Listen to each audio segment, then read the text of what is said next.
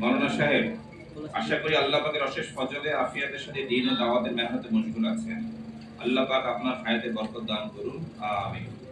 প্রিয় মাওলানা, আমাদের শ্রদ্ধা ও মহব্বতের অনেকটা জায়গা জুড়ে আপনার অবস্থান। কাকরাইল মার্কাজের নুরানি পরিবেশে একসাথে দাওয়াত ও তাবলীগের মুবারক মেহনতে কতটা লম্বা সময় ধরেই না মশগুল ছিলাম আমরা। দুঃখজনক হলো এই বাস্তবতা আমাদেরকে কষ্ট দেয় যে জীবনের পড়ন্ত বেলায় আমরা আলাদা হয়ে কাজ করে যাচ্ছি। যাই হোক, একসাথে চলতে গেলে ভুল বোঝাবুঝি হতেই পারে। মনে রাখবেন, আমরা এক কালিমার ভাই। তাই বারবার আমরা আপনাকে ঘরোয়াভাবে সমস্যার সমাধানের জন্য চিঠি দিয়েছি, কিন্তু আফসোস আপনি আমাদের আহ্বানে সাড়া দেননি। আজ দেখতে পাচ্ছি আমাদেরকে নির্মূল করার লক্ষ্য নিয়ে যে রাজনৈতিক দুষ্টচক্র ব্যবহার করেছেন আপনি, তারাই এখন আপনার উপর প্রাধান্য বিস্তার করে চলেছে। ধীরে ধীরে আপনাদের তাবলীগ রাজনৈতিক রূপ গ্রহণ করেছে। এটা শুধু আপনার জন্যই নয়, বরং গোটা তাবলীগ কাকরাইল মার্কাজ ও টঙ্গী ইজতেমার জন্য একটি অশনি সংকেত।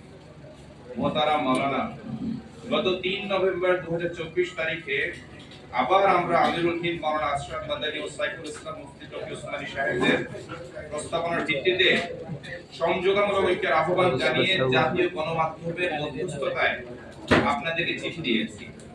কিন্তু আপনারা আমাদের হতাশ করে স্বরাষ্ট্র মন্ত্রণালয়ে ইজতেমা বিষয়ক 4 নভেম্বরের বৈঠককে উপেক্ষা করে তাদের চিঠি দিয়েছেন যে আমরা নাহক দল, মানে ছাত্রীরা বাতিল দল করে তারা চিঠি দিয়েছে।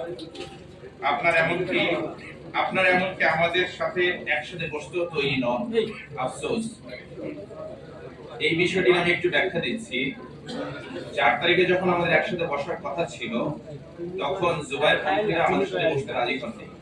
তারা তাদের যে চিঠি দিয়েছিলেন সরকারের কাছে, সেখানে এটা মেনশন করলেই পারতেন যে তাদের ইত্যাদি প্রবলেমের কারণে তারা যেতে পারছেন না।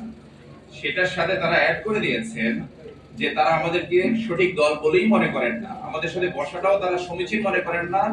আমরা যাব শুধুমাত্র এই কারণে তারা সেদিনের এত গুরুত্বপূর্ণ মিটিং, প্রায় প্রতিটা সরকারি প্রতিষ্ঠান থেকে, সিকিউরিটি এজেন্সিস গুলো থেকে সমস্ত উচ্চ পদস্থ কর্মকর্তারা এসেছিলেন, কিন্তু তারা সেখানে অংশগ্রহণ করেননি।